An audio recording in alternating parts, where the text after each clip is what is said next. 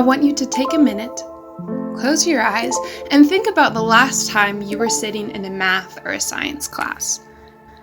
These memories might include struggling to follow your teacher, trying not to doze off, or maybe you have fond memories of being engaged and excited to learn.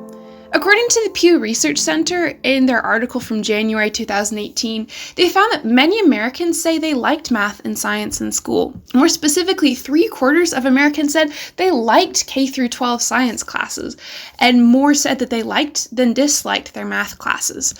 So if we found that this many Americans have such a positive attitude towards math and science, we would reasonably expect that to be reflected in the number of STEM degrees that are earned. But unfortunately, enjoying those subjects in middle or high school doesn't translate to earning that same amount of STEM degrees.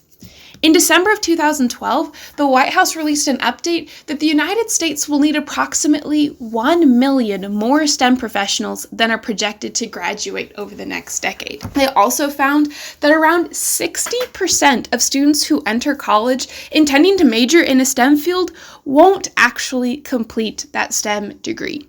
So while the article was over 10 years old, the need is even greater now than it was then. So this need has education researchers asking, how can we bring more students into undergraduate STEM programs? And also, how can we help keep them in those programs?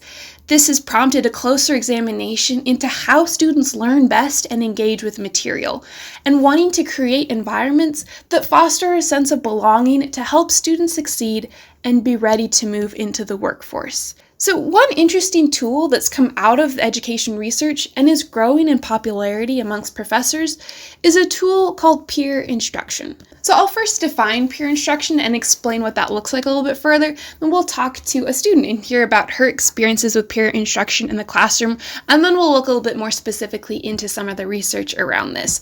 But first, just so we're all on the same page here, what is peer instruction? So according to Crouch and Mazur in their article Peer Instruction, 10 Years of Experience and Results from March 2001, they define peer instruction as instruction that engages students during class through activities that require each student to apply the core concepts being presented and then to explain those concepts to their fellow students.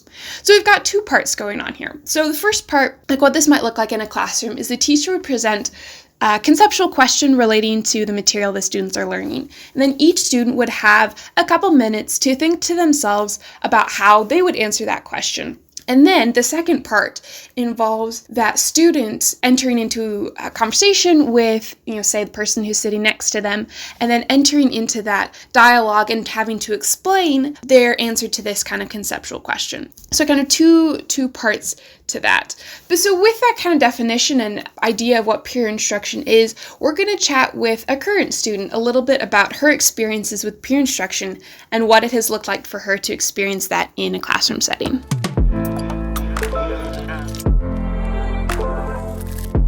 I am Sam Giese, and I guess I'm going into my second year here at NDSU. Did any of your instructors use peer instruction kinds of tools? I experienced quite a bit of it. The professor would have these multiple choice questions that he would ask the class, and then we would pair off in groups of 2 or 3 and discuss what we were going to answer, and then he would ask the whole class. And then since there's only 7 of us, there was only a few groups, and then he'd ask each group what did you answer and why did you answer it. It really forced me to listen in class. And then also I was a young female sitting in a room of a bunch of upper level male physics students, and I felt so out of my league. I was like, how did I get in this classroom? So I probably would not have spoken up in front of I probably would not have answered aloud to any of the professor's questions at any point. I would have rather just sat there quietly. Yeah. But then these question format where we had to discuss with the partner gave me confidence discussing with my partner. Yes, I do know this. I know what I'm talking about over here. I was more willing to share after I had been able to talk about it with someone. I wish it was used more often, honestly. Thanks again to Sam for being willing to share about her experiences. I just wanted to highlight a couple things that she talked about. So first, in this classroom with the peer instruction methods, she talked about how she had to pay attention in class more, which is definitely one of the benefits of peer instruction, is encouraging students to be more mentally engaged with the material, which is going to have an impact on students' overall comprehension and increasing their problem-solving skills. And something else that Sam talked about was how having these opportunities to think and then also to discuss with her peers had an impact on her sense of confidence in the class and being more willing to speak up and to participate, as well as increasing a sense of belonging. And those are two huge impacts of peer instruction that aren't just unique to Sam's experience, but there's a growing body of research to support that peer instruction can have that kind of impact for all kinds of students in a lot of different classroom environments. So while there's more research to be done and more tools to be developed, peer instruction is just one tool that can help students grow their understanding and find success in STEM.